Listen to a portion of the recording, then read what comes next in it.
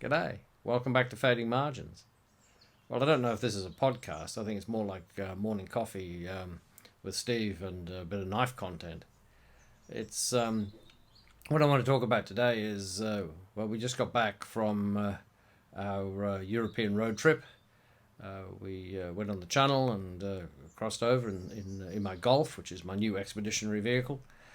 Went really well and drove across northern France to Germany and stayed with friends. I went for a hike. I got my ass kicked.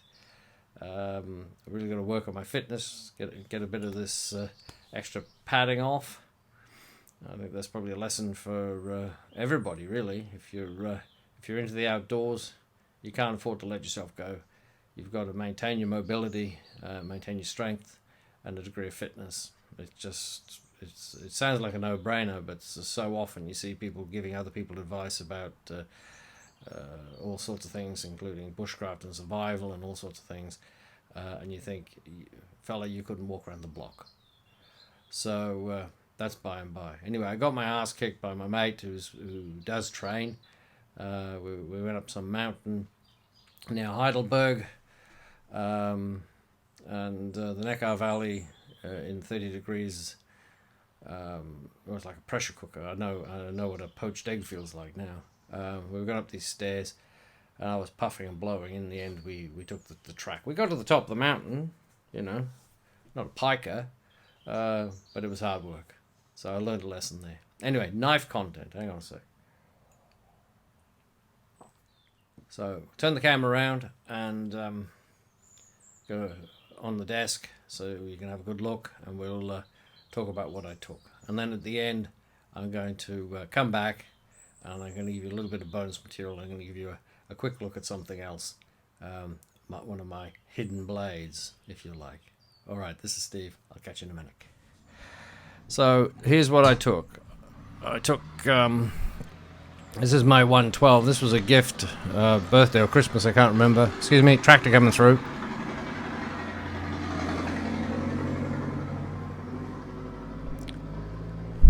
Doesn't he know I'm a well-known YouTube personality before he drives his tractor through while I'm filming?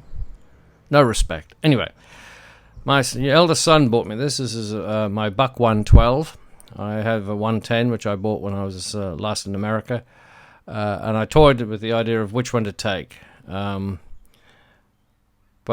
in terms of handleability, I prefer the 112.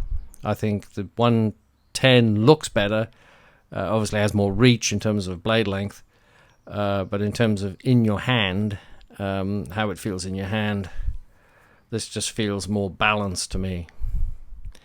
I was a little concerned because I thought, well, if worse came to worse, they'd take it away. I wouldn't get it back, and it was a gift from my son. But in the end, I thought, well, you just got to use these things. They're not ornaments. So I took this. I did carry it in my pocket. I took the pouch, but I left it in our accommodation. Carried it around in my pocket.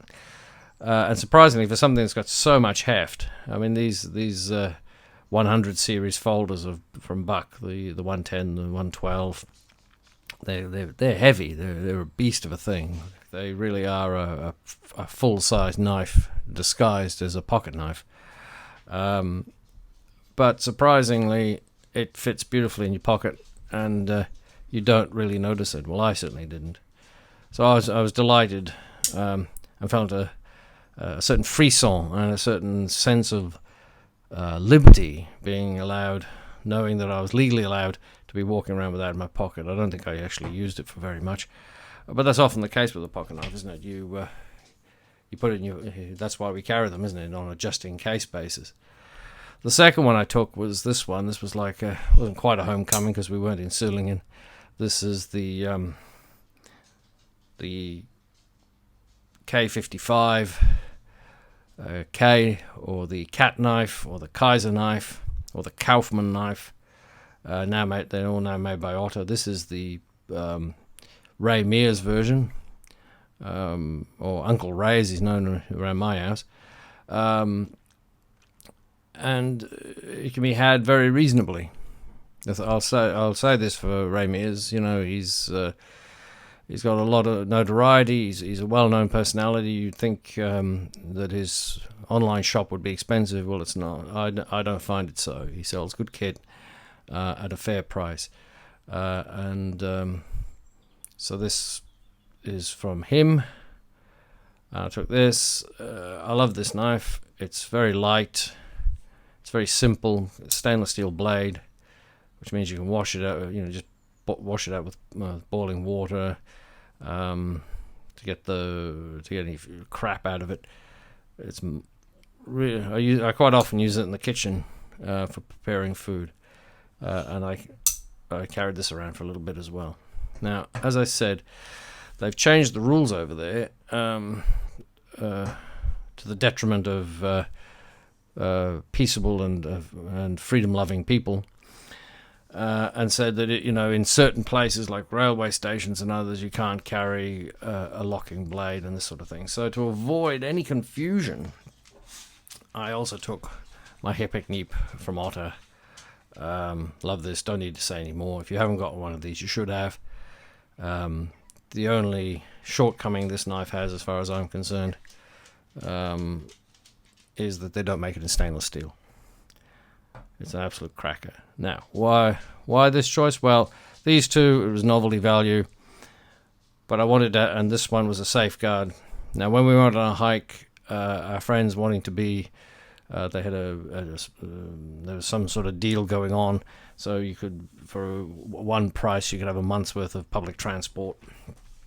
But unfortunately, where we were, I don't know if it's the whole of Germany, masks were still mandatory on public transport. And nobody was prepared to tell me or able to tell me whether this was just regulations on the part of the company or that ran the transport, or whether it was actually the law. So we were all compelled to muzzle up, much to my annoyance and chagrin. But and so when we went on the hike, of course, the handyman was in the pack, and this one was in my pocket. And I have to say, it's like, I suppose I've spent so long now carrying slippies that you just sort of adapt to it, don't you?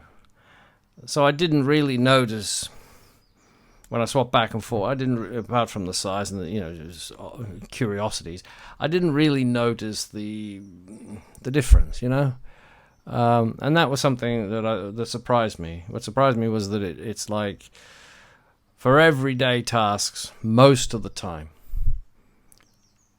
a slip joint, sub 3-inch slip joint is fine. You can do almost everything you want to do without a locker. If I was given the option, would I carry a locker? Of course I would, almost exclusively. But in the event I'm not able to do that, I don't feel that constrained, having had the opportunity for the experiment. So there you go, guys. It's horses for courses, as I always say. If what works for you is what matters. Right? Don't let anybody tell you. I mean, these are all great knives. I love every one of them in slightly different ways and for different reasons. But there is no one perfect knife except the one knife that you consider to be perfect. Don't fall into the trap of fetishizing your equipment. It's too easy. There's too many forces out there who want us to be constantly chasing our tails, looking for that item of perfection, whether it be a cook pot, a stove, a sleeping bag, a rucksack, a fixed blade knife, a folding knife, a locking folding knife, whatever it is, because they make money on the back of our uncertainty. There you go. Right, so this is just a short one. I hope to bring you another one shortly on another aspect of the gear and what I learned. But in the meantime, wishing you every blessing, health and happiness. Get out into the great outdoors. And this is Steve from Fading Margins signing out. I'll catch you soon. Bye-bye. Well, welcome back. I promised you some bonus material. Well, this is it. As you all know, I always carry usually a single or a two-blade slip joint folder in my pocket, and I usually carry a Victorinox on my belt. But it occurred to me the other day, I actually have a third knife that I never talk about. It's when I go to work, it rides in my satchel, in a sleeve down the front. It's just tucked away. I hardly ever take it out. It's there as a kind of backup. And I thought I never talked about it. Now you saw, this morning the K55K, the Kaiser knife, which I took to Germany. And as I say, it's I was surprised when I got this how much I like it. It's a very, very good tool. But it's got a baby brother, and it's this one. This is the slip joint version. It comes in stainless or in C75 carbon, and Otter's C75 carbon is always excellent. Same design, except no lock. And it's quite diminutive. It's not. This is not a big knife. It reminds me very much of perhaps the first or second knife I had. I think first knife I had was a Stockman, an old timer. It was an old timer Stockman, as I remember that sort of saw cut handle and material. And I remember, I think I've said to you before, I remember sort of crying into my bib because I pared an apple with it or something and the blade stained. It was ruined. It was no good. Right. So, blissfully ignorant child. Anyway, one of my favourite knives of memory was a knife I bought in Kmart. They don't have Kmart over here, but they had Kmart in Australia at the time. And the blade profile was very like that. It's just a long spear point blade and a very simple handle. As I say, this little fella rides around in my satchel as a backup, and it's great. I mean, you can prepare vegetables with it. I like to take all my folders into the kitchen when I'm preparing dinner, whether I'm dressing out a piece of turkey or cutting steak or dicing or peeling vegetables, whatever it is. Put them to work. Give them a bit of a workout over and above just riding in the pocket and doing pocket stuff or making feather sticks, that sort of thing. I like to give them some work. And it'll do all that. And it's very reasonably priced. I think it's 20 some odd pounds, I think.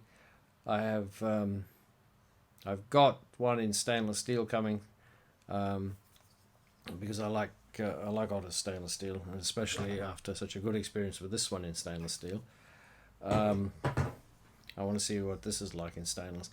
But as I say, I don't think you can get them in the UK. I think you've got to send to Otter for them, which means you have to pay a blood sacrifice to Deutsche Post.